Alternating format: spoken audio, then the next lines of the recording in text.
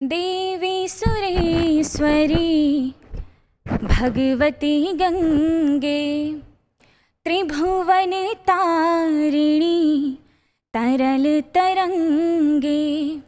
देवी सुरेश्वरी भगवती गंगे त्रिभुवन तारिणी तरल तरंगे।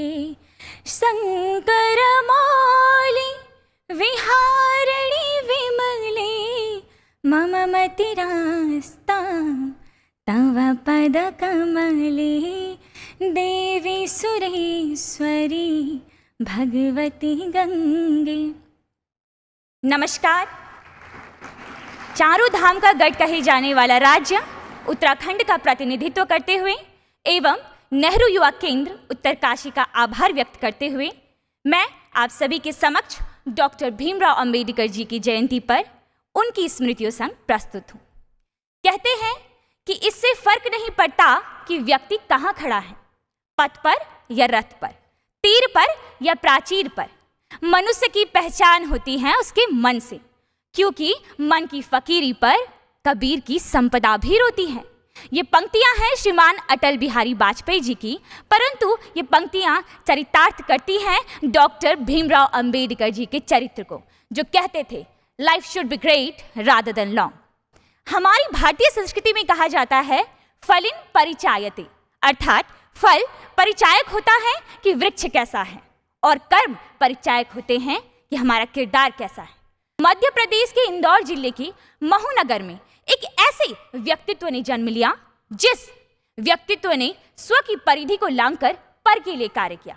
एक ऐसा व्यक्तित्व जिसे संघर्ष कभी झुका ना सका, और आज हम उन्हें अनस्टॉपेबल मैन के नाम से जानते हैं, जो हमेशा कहा करते थे कि यदि मुझे अपने आप और देश की आज़ादी में से किसी एक को चुनना पड़े तो मैं देश की आज़ादी को चुनूंगा, और यदि देश की आज़ादी और दलित उत्थान में से मुझे किसी एक को चुनना पड़े तो मैं दलित उत्थान को चुनूंगा, क्योंकि ऐसी आज़ादी किसी काम की नहीं जिस आज़ादी में समानता का अधिकार ना हो। ऐसे देवतुल्य स्वतंत्र भारत के प्रथम न्याय मंत्री एवं संविधान सभा के जनक डॉक्टर भीमराव अंबेडकर जी की जयंती पर आप सभी को हार्दिक बधाई।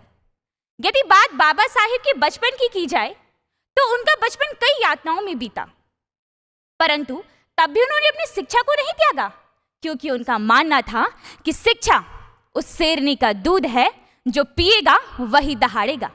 इसी सोच के चलते उन्हें लंदन स्कूल ऑफ इकोनॉमिक्स से डॉक्टर ऑफ ऑल साइंस की डॉक्टरेट भी प्राप्त हुई।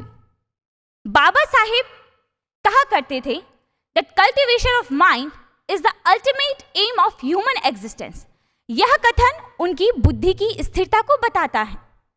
मान्यवर, अब विचार कीजिए कि जिस व्यक्ति के साथ बचपन से ही अमानवीय व्यवहार होता आया, उन्होंने तब भी अपने मन में कभी भी नफरत को नहीं पनपने दिया। उनका मानना था कि नफरत एक कमजोर दिमाग का खेल है। वे अंत तक एकता व भाईचारे की बात करते रहे। वे कहते रहे we are Indians firstly and lastly. मुझे गर्व है कि मैंने ऐसे देश में जन्म लिया है जिस देश में बाबा साहिब जैसे महापुरुषों ने जन्म लिया।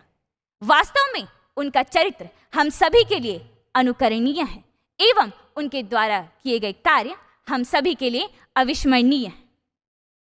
आज उनके द्वारा दिए गए इस कथन से मैं अपनी वाणी को विराम देना चाहूंगी कि स्वयं को इतना काबिल बनाओ कि आपको झुकाने के लिए कोशिशों की नहीं बल्कि साजिशों की जरूरत पड़े। धन्यवाद। जय हिंद, जय भारत, जय देवभूमि उत्तराखंड।